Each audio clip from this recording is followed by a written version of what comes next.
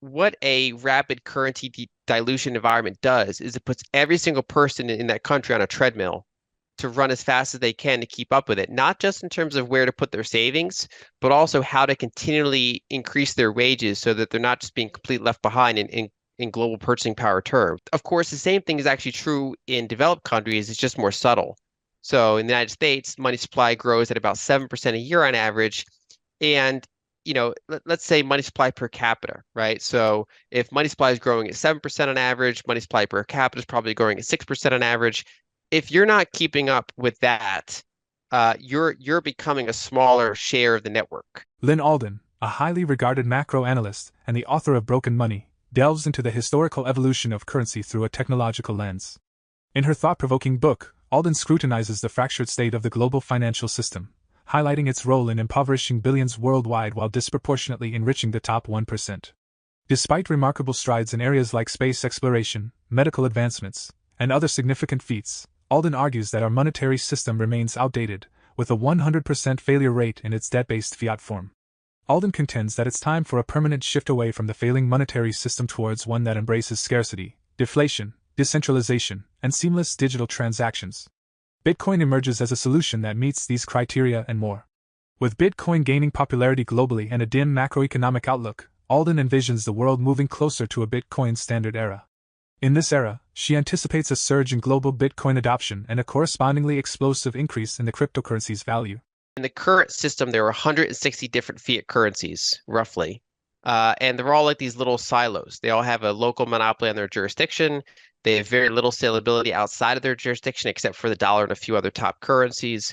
And that is largely enforced due to the legacy system. So you can only really get money in size in or out two ways of a country. One is physical ports of entry, so you can bring cash or gold through an airport. Obviously, you're usually tightly limited there, usually under $10,000 worth, sometimes less. And the other way is wire transfers in or out, but those are completely controlled by, government central bank regulations.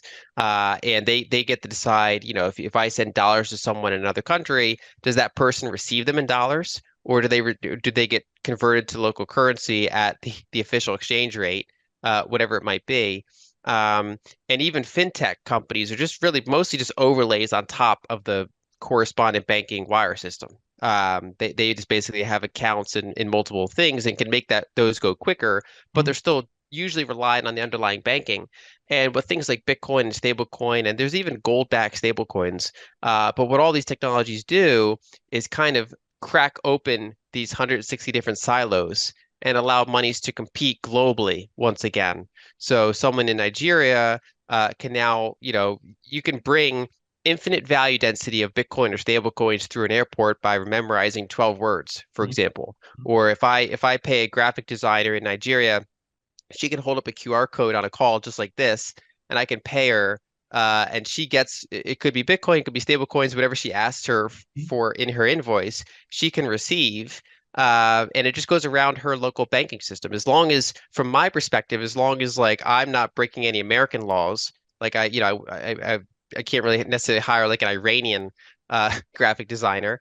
But as long as I'm not sending money to a sanctioned country, this is now a method to get value to someone in the money she wants rather than being stuck with the local system. And as long as she has access to email, DMs, video, and basically internet connection, she can now bypass those prior two methods. And so the world's becoming more interconnected in terms of money.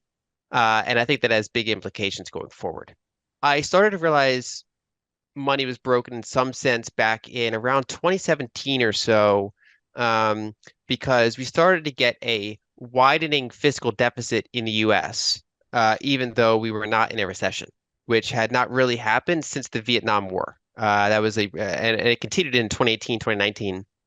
And so I started looking more into how do sovereign debt bubbles end?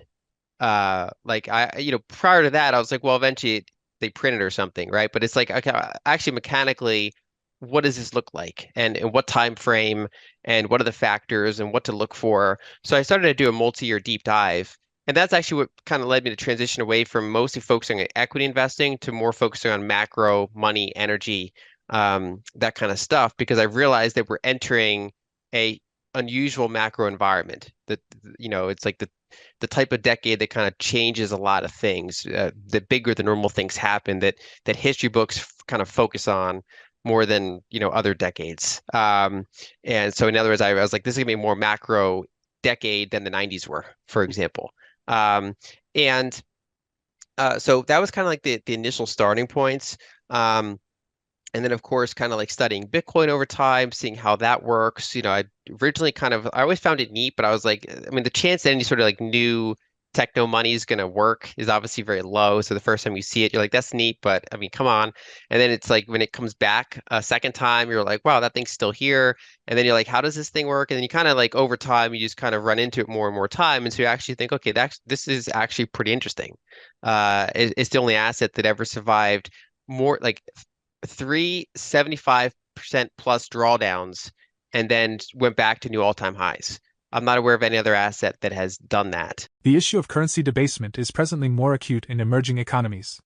However, Alden asserts that it's merely a matter of time before this problem becomes global. Various emerging nations, spanning Nigeria to Egypt, Lebanon, Argentina, Sri Lanka, and Zimbabwe, grapple with staggering levels of inflation and an alarming pace of currency devaluation. Alden predicts that this scenario could soon be the reality for numerous developed countries within a few years, as long as governments persist in indiscriminate printing. Alden envisions that by the time this global spread of currency devaluation occurs, the currencies currently at a critical juncture will have been entirely wiped out. Those considered robust today will diminish in value significantly. Furthermore, there is no escape from the repercussions of currency devaluation, whether one invests in traditional assets like stocks or bonds, runs a small business, or relies on wages to support a family. The perpetual challenge lies in attempting to keep pace with the rate of devaluation, an endeavor that eludes many. The following clips from Alden's interview provide additional insights into this issue. There's 160 different currency bubbles in the world, and dozens of them are very bad, right? So the top handful, if you're an American, you don't really have to think about money that often. If you're in another developed country, you still think about the dollar occasionally, usually because commodities and things like that are usually priced in dollars. And so most people have kind of two currencies in their head. But if you're in a developing country, you're kind of a financial officer in addition to whatever normal job you have. You're trying to manage things and thinking about things that Americans and Europeans don't have to deal with that often, which is the currency itself just rapidly losing value or at any moment risking a sharp devaluation. There's currently about 30 countries that have double-digit inflation right now, and they have ballpark about 1 billion people in them. So this is not a small problem. And if you kind of sample that over a 30-year period, it'll affect billions. And so it kind of just hit home how siloed the financial system is. Another big problem is wages, as well as just overall pricing. So if you're a worker in Egypt, right? So money supply growth is about 20% per year on average. If you're not aggressively trying to get a 20% raise every year, you're being diluted. Like your share of the monetary network is diminishing, and you're on the wrong side of the Cantillon effect, right? So your money's being basically siphoned away from you. Your ongoing purchasing power in global terms. So for example, your dollar equivalent wages will be shrinking if you're not aggressively getting raises that keep pace with the Egyptian pound's devaluation. What a rapid currency dilution environment does is it puts every single person in that country on a treadmill to run as fast as they can to keep up with it, not just in terms of where to put their savings, but also how to continually increase their wages so that they're not just being completely left behind in global purchasing power terms. Of course, the same thing is actually true in developed countries. It's just more subtle. So in the United States, money supply grows at about 7% a year on average. And, let's say money supply per capita, right? So if money supply is growing at 7% on average, money supply per capita is probably growing at 6% on average. If you're not keeping up with that, you're becoming a smaller share of the network. And there are other people that are, say, closer to the source of money creation, bankers, large corporations that can issue tons of long duration, cheap debt. They're basically shorting the currency that you're earning your wages in. And they're getting outsized. They're outperforming that, say, 6% hurdle, while the average worker is struggling to keep up because anchoring bias is towards zero. So if I'm an employer and an employee comes to me and says, I want a 6% wage increase, my natural result is, I mean, are you 6% better than last year? And of course, the answer is, they're like, well, no, but money supply went up per capita 6%, and I'm as good or better than I was last year. In fact, I should ask for a 7 or 8% raise because I'm a little bit more productive and more experienced, and I just want to keep up with the currency dilution. But that's not how things work. And so having this kind of constant money supply growth just kind of makes it so that if you're not a financial asset owner, especially if you're not a financial asset owner that's also shorting the fiat currency with long duration, low cost debt, you're kind of not playing the game. Or at least you're kind of blocked out of the winning strategy. And that's, that's why I consider money broken. It's basically the people who usually earn the most for the least effort are the rent seekers, basically the arbitraging this gap. Whereas I think a better world is where people that invent things, or people that run effective businesses, or people that are really good at their job. That's the type of people that should really succeed in this environment, rather than kind of arbitragers and financiers and leveragers and things like that. And so that's why overall I think money's broken, and that experiencing developing countries, not just Egypt, but Egypt's the one I have obviously the most experience with, really kind of helps with those details. In her previous interviews, Alden frequently discussed the concerning scenario where elevated background inflation becomes a daily reality for Americans, akin to the current situation for Egyptians. The esteemed financial analyst warns that this grim future could materialize within the next 5 to 10 years. When this occurs, Alden asserts that even skeptics will be compelled to transition to cryptocurrencies like Bitcoin. She firmly believes we are at a juncture where the shift to a sound money system is inevitable, though it may not be apparent to everyone at present. Alden notes that citizens in emerging countries currently rely on stronger currencies like the US dollar, but these so-called robust currencies face inflation challenges of their own, albeit at a different pace. As the need for increased currency printing arises to meet substantial debt obligations, inflation rates will escalate.